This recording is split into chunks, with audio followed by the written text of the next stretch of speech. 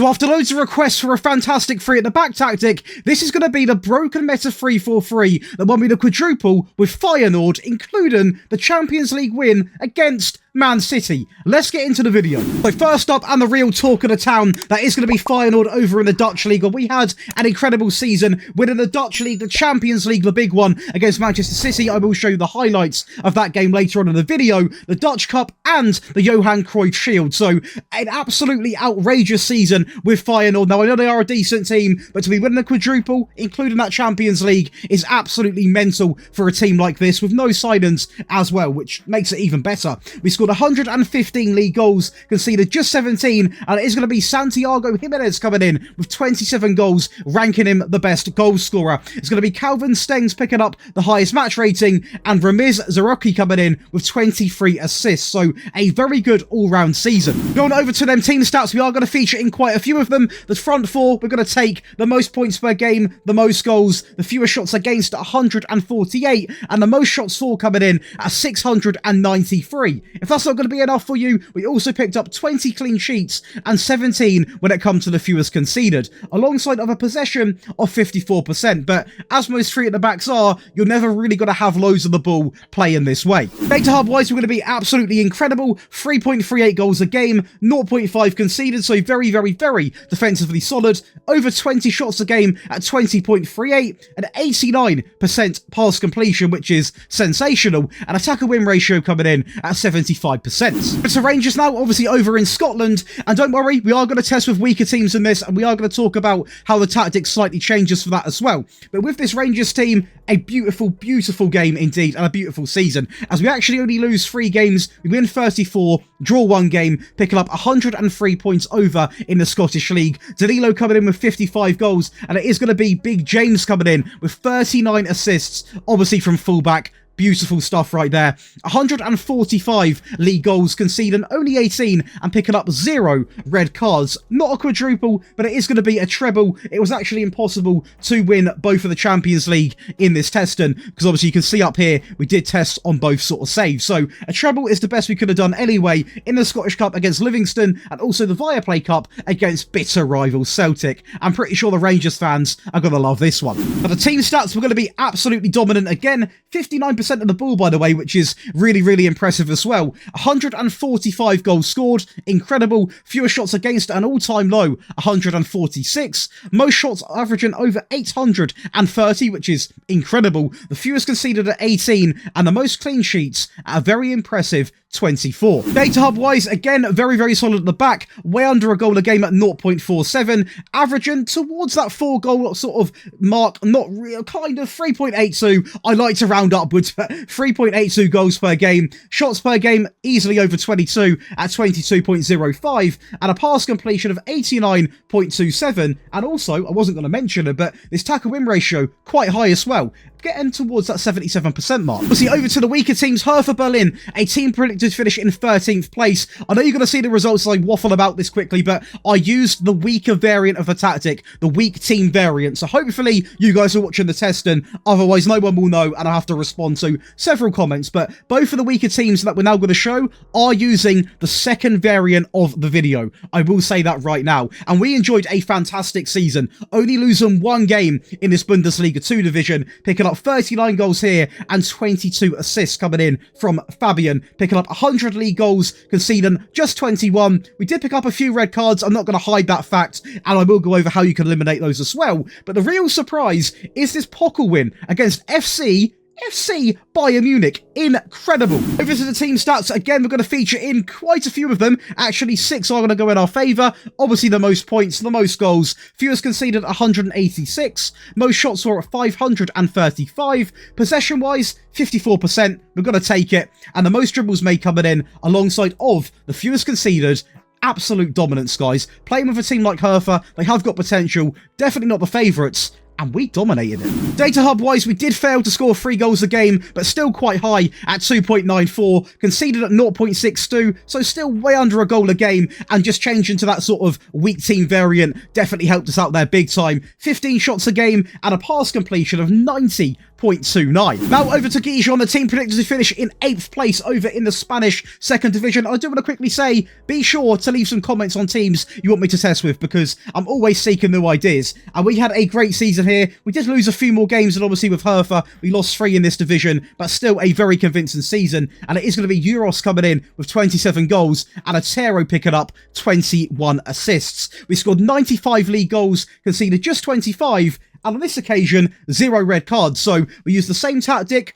That tactic obviously got 6 red cards with the other team, 0 with this team. It does come down to the players you have, guys. It's as simple as that. And also got to the semi-finals in the Spanish Cup, where obviously Real Madrid, they peppered us, to be realistic. In terms of the team stats, we're not going to feature in all of them, but definitely some of them. The fewest conceded, the most clean sheets at 24. We're also going to be in the fewest shots against and the most shots for, which is good because it shows that we're very good at not even letting the shots get at our goal, which is fantastic, but also we have got a big enough outlet to get shots on the opposition goal, which is everything you want to be seeing. To hub-wise, it is by far the least amount of goals we've scored, but still way over 2 goals a game at 2.32, still way under a goal conceded at 0.61, over 15 shots a game, which is still fairly high in my opinion, and a pass completion of 89.90, so practically 90%.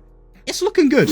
I guess the real talk of the town will be that Champions League final against a full-strength Manchester City team, which I will show you after. And to be honest, the goal come quite early on. We win the ball back there, of Man City a little bit lapse in concentration, and it's going to be Stengs cutting it back into the middle. And the goal come that early on, and we held off very, very well. I did switch to the weaker team variant to seal out that game. But you can see here, they played a full-strength team and simply didn't get the job done. They did dominate the game, I will be honest, but they were bound to with their sort of team. But it just shows, man, you can get a goal, and we've got the defensive grit to seal out a Champions League final. I will showcase another final, the Dutch Cup final. Obviously, a bit more of a convincing win this time, 5-0, so not as stressful potentially as the Champions League final, but still a cup. We're going to take it. Obviously, 1 of 4 in this Feyenoord save, and I will say, just similar this Feyenoord one, apart from the Champions League final, which I wanted to play, I am heavily tempted to do a Feyenoord save. I don't know what it is, but I've got the Feyenoord bug. I'm feeling it quite a lot, and it is going to be Stengs now driving in midfield.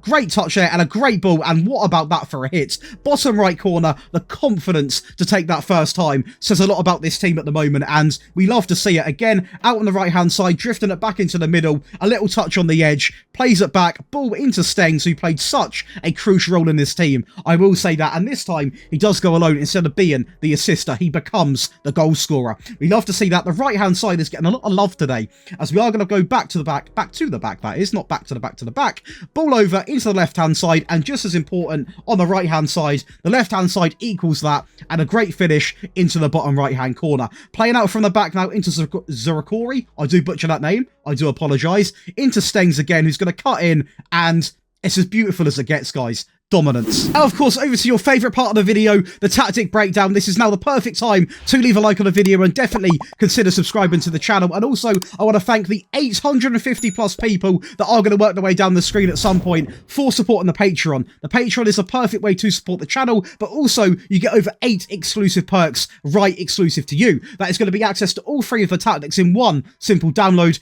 Particularly useful for today's video. You also get early tactic release, early video, and also early tactic release. I think I've said that. But also the real big one is going to be the giveaways. I'll start to be a lot more active on there now. We've got such a big community over there. And I'm trying to do sort of 2 to 3 giveaways a month, consisting of FM copies, football shirts, and just gift cards in general. So if you want to show some love back to the channel and get some cool perks, definitely go over there. The vibe is immaculate. I'll leave a link in the description and also in the comments. Much love for that though, boys. We're going to go over to the player roles first. And it is going to be a sweeper keeper coming in simply on the default instruction. I didn't want to get too creative with this role because I didn't really want him to be an attack and sweeper keeper because we've got enough players to sort of lap up any balls behind anyway. So we've kept it pretty simple. The ball playing defender on the right is going to be on tackle harder, and that remains through the entire back line. And I've really liked this instruction recently because it doesn't mean they're always going to get red cards or bookings. It just means they're a lot more intense in their challenges and they get stuck in, and I love to see that. Now, if you are picking up way too many bookings in your season, obviously take it off, but it will have a little bit of an impact on how aggressive your team is at winning the ball back when we're trying to obviously get the ball to hit on the counter attack. Now, on the right hand side, we're going to have a wing back on automatic, on get further forwards, and also tackle harder. Alongside, on the left-hand side, it's going to be exactly replicated. Now, these wing-backs are key for the team. We have got wingers in this system, obviously, but these wing-backs, as we saw in the highlights, play such a crucial role in actually getting the job done. So I wouldn't recommend sort of drifting too far away from what you see on the screen. You could use fullbacks potentially as well, but if you can, have exactly the same. In the midfield, it's going to be a Volante, one of my favourite roles in midfield this year, simply on support, but tackle harder. And next to him, a Volante on attack, on tackle harder. So the double Volante, a thing that was commonly used a lot last year, and yes, it does work this year as well. Now, in the weaker version, you are going to see how this changes quite easily, but for this one, the default variant, which I would probably say I would use if you're sort of a top 6 team, I would advise, in a real high up league. If not, go for the weaker team variant, but this does get the job done to a very high level. On the left hand side, an inverted winger is going to come in simply on the default, and on the right hand side, it's going to be another inverted winger, but he is going to be on the supportive side. And to finish it off, the advanced forward comes in simply on the default. Now, going over to the team instructions, this is all going to be based off a custom tiki-taka style on the positive mentality. Now, there are going to be a few things to select, and I will talk why we have gone through them. Pass into space is going to be a key one. We're not a tiki-taka team, despite it being labelled as that. That style has got a bit of a bolder meaning than just has to be short passing, 90% possession. You can play a little bit more direct even with that game style, hence what we're doing in today's video. We're going to overlap left and overlap right while focusing the play down the right and the left because it's very wing heavy. Obviously, we've got really attacking fullbacks and we've got wingers, so we may as well utilise that and just make advantage of it, really. And also, we are going to play out from the back. We've got 3 ball-playing defenders, so it's pretty common sense, I would say. We're going to go to shorter on the passing directness alongside of a maxed-out tempo. Again, it's a meta tactic. We are going to see a lot of the sort of similar instructions across the board in this series because we're trying to literally release the perfect tactic. Despite whether you get injuries or not, you can counter these, obviously, with resting, with training, and just overall rotation. As long as you're doing them 3 things, you should be fine, as long as you're obviously in charge of those. And also, we are going to go with run at defense, because this is simply a counter-attacking tactic. In transition, there are going to be some things selected, which you'd probably expect. We've got a counter-press. Of course, we're going to counter-attack. That's how we're going to set up. But again, 3 centre-backs, use your head a little bit, because the fullbacks are going to be quite pushed up. We're going to go to the centre-backs and we're going to roll the ball out. And now out of possession, and this is where things do get a little bit crazy because we are going to go attacking as well. This is a very attacking tactic. Despite it being very defensively solid, the way it's going to shape up is going to look a little bit crazy. So we're going to go with the higher defensive line. We're going to max out this trigger press alongside of preventing short goalkeeper distribution. We're going to get stuck in, and also we are going to step that line up. Now, I noticed significantly having this line a little bit deeper. It worked, obviously, when it comes to the sort of smaller teams, but if you are playing as a team with a bit about you, a top 6 team, top 4 team especially, you can rock this consistently and get fantastic results, as you saw with Feyenoord. Now, if we were playing in that Champions League final and I went in with a standard line, we probably would have went a goal down, to be honest with you. Sometimes taking the game to the opposition catches them off guard and you get ahead of them, and that's what I would advise with this system. A banger goals in with Rangers as well in the Scottish Cup final against Livingston, I believe, and it was a very, very good start here. A bit more of a direct play through to Danilo, who, by the way, is an absolute machine on this game. He really is, and right here, it's shocking. It's absolutely shocking from Livingston. Loose possession into Danilo, and when you've got a man that's scoring this amount of goals in a season, you simply cannot afford to be making mistakes, and that's exactly what they've done. Again, linking up from the back to midfield, direct, I love to see it, out wide, and it's as simple as going alone and driving it into the bottom right-hand corner. Sometimes you need to go direct and get the job done. A bit of set-piece action here, backstick, and it's a fantastic header from Sutar. Nothing the keeper could have done. Defender possibly could have out-jumped him, but he is quite a good player in the air, as it's now going to be Seema down the right-hand side into Jack in the middle. And again, not afraid to get the ball in the box. It doesn't have to always be fancy, fluid play. We're not afraid to get the goals how we get the goals. Simple as that. On the left-hand side, back into the middle. The goalkeeper, I think the goalkeeper might be doing shopping at Tesco, because the amount, the guy's in his goal, which is a very interesting position to take up, but I suppose he's given up. They do get a goal, to be fair, but it's a pointless consolation. I'd have no ounce of fear at all when they got this. And Butland, again, a very strange position. The position of the goalkeepers, I must say, is not great. I must admit that. But do you know what? overall, a very convincing final, a 6-1 win. You don't really get much more convincing than that. Now, of course, we are going to talk about the weak team variant. Now, this is exactly what I took in to the, well, I said in the intro, with obviously the teams such as Hertha Berlin and Gijon, because they are teams which obviously aren't as strong. And we are going to see a couple of changes. So the goalkeeper and the sort of area here, that all the centre-backs do remain exactly the same. The wing-backs, however, don't get further forward. That is literally going to be scrapped. We're both going to have them on tackle harder, but this basically just restricts them not being as sort of aggressive getting forward. They're still going to do it. They're automatic. They do a little bit of everything, but not going to be as sort of focused on getting further forwards.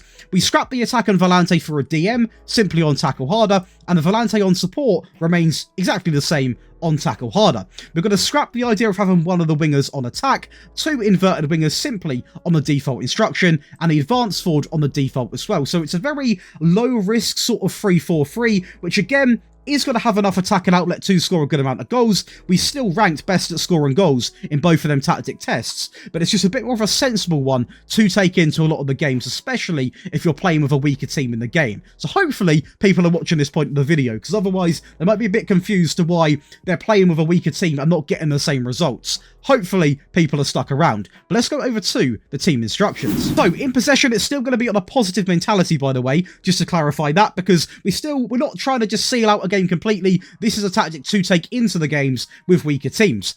You're going to pass the ball into space. We're not going to be as focused on overlapping, but we are going to keep the focus play down the left and the right, while playing out from the back with shorter passing directness, a higher tempo, run at defence, and the mixed crosses. Now, the mixed crosses, again, this is sort of down to whatever striker you've got. If you've got only a real, a couple of tall strikers, this is where it comes down, or a tall striker, sorry. This is where it comes down to you guys to making that call, to be like, right, we'll float the balls in, utilise his height. But I've always liked mixed crosses, because obviously it's a mixture. You get the best of both worlds. In transition, nice and simple, not going to waste your time. It remains exactly the same. And out of possession, it does change a little bit, although the higher defensive line is going to remain the same. The high press, but simply just step up more, is going to be scrapped, basically, because we don't want to be too aggressive while stepping up to sweep the ball off them and try and get the ball back. Obviously, the get stuck in is going to be the same, the higher defensive line. And if you say, Josh, why are you not using the standard line? This is meant to be for a weaker team.